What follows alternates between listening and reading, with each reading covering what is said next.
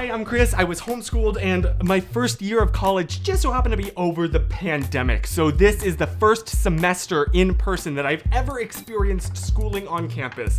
And last time that I talked to you, I was very much in the honeymoon phase about it all. Well, I have now gotten older and wiser. While being on campus has many benefits over just being in your bedroom, there are also a couple issues that I have. Specifically a few awkward experiences that I've had because of them. Like, for example, we're starting off with TMI, the bathroom. Specifically, those little flimsy seat protectors, right? The half ply that if there are any germs on the toilet seat, they're just gonna be able to swim through the fibers of that thing. Well, fine, they have to save costs or whatever, sure. My real gripe is with that little middle piece that's held on via those 3 paper attachments that you have to rip in order to get this middle piece to flop down, and as soon as you put it on the toilet seat, it immediately begins to soak up the toilet water, which runs up it, but more importantly, weighs it down. And it is a rush against the clock to get your pants unbuckled and pulled down and to sit on the toilet seat before the weight of the water crawling up the middle piece pulls the entire seat protector into the toilet, especially if it does that just a millisecond before you sit down and you realize that you have a billion your butt is essentially now a petri dish. Yes, I'm speaking from experience. It's so gross. That is definitely the worst part about not working from home, is that I don't have my own toilet. I don't know what kind of butts have been on that. I don't want to know. Oh, but the bathroom fun doesn't end there, as after you're done and you go to wash your hands, they all have those automatic soap dispensers on the wall now, right? They just spit out a few molecules of soap. There's so little soap and they're always on a timer, right? So you can't just spam them. You have to get just a little pea-sized bit of soap and then pull your hand back and wait 5 seconds and then do the same thing for it to deposit just the measliest little booger of soap into your hands. And then you have to pull it back and you have to do it a 3rd time. It takes 3 pumps of that soap. I feel like Oliver Twist asking more, please. And sure, complaining about all of this makes me seem like a bit of a jerk. Which, no, you want to know when I was really a jerk? Oh boy. So there is somebody on campus that I've seen a few times. We're kind of on acquaintance level, I recognize him. I'm I know your name, but I don't know really anything about you. This guy also happens to have long hair, which is why he stuck out in my memory so much, because, I have a bit of experience with that. So the other day, I get there and I'm walking up to my classes when I happen to pass by a guy that looks kind of a bit like him. And I'm like, oh, hey man, how you doing? Still blaring music.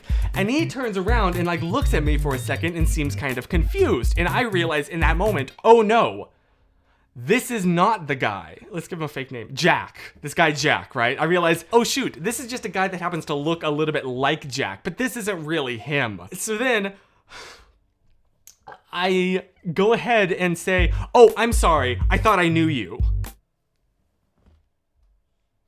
Which then causes him to look even more confused, and that's when I realize this is, in fact, Jack. He just got his hair cut completely short, which changes his entire facial, the way that his face looks, and he looks like a kind of different person now, and I just didn't recognize him, and now I just insulted his haircut.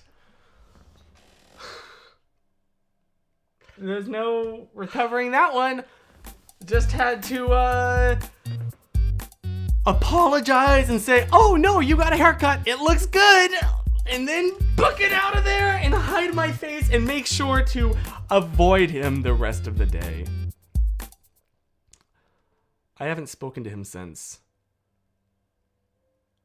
Oh, I'm absolutely the jerk in that scenario. I'm sorry, Jack. It looks good. I just didn't recognize you because it changed your facial shape appearance. I'm sorry. But okay, I don't just have bad news to give you. I joined the Theater Guild. Yeah!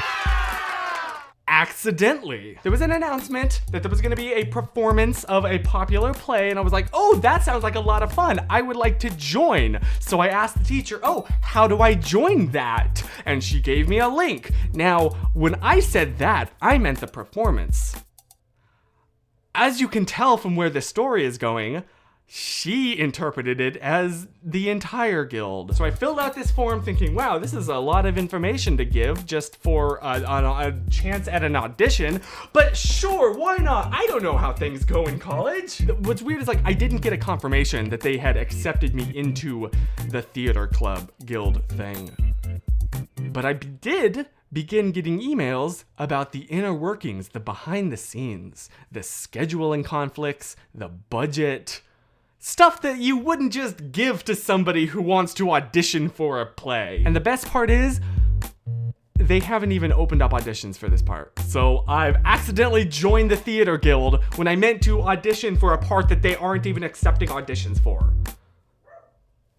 Whoops! But, I mean, this has definitely awoken my inner theater kid. I don't know if you can tell, I kind of like attention. And with the movie that has just recently come out, I have been jamming a lot to the Dear Evan Hansen soundtrack.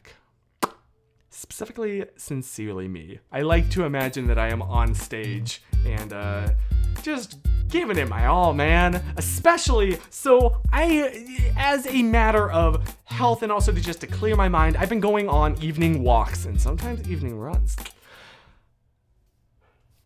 When there's nobody around, that is my performance time.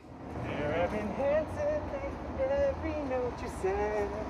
Dear Connor Murphy, I'm just glad to be your friend. So the other day, I'm walking and I'm jamming to that song and I start to do a little boogie and I end said little boogie copying Connor Murphy in the movie by hitting the whoa. And that's when I happened to glance over into the nearby van and see that there has been somebody inside said van eating lunch and has been watching me thoroughly embarrass myself.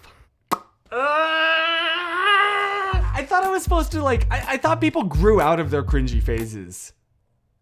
Obviously that's not gonna happen to this boy. Apparently I'm just stuck forever as a living embodiment of cringe, and I guess that is my cross to bear in life.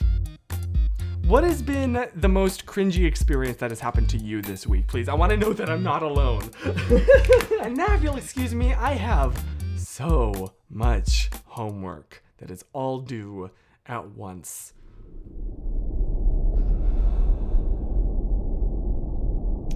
I'm talking to myself more than you now. Stay positive.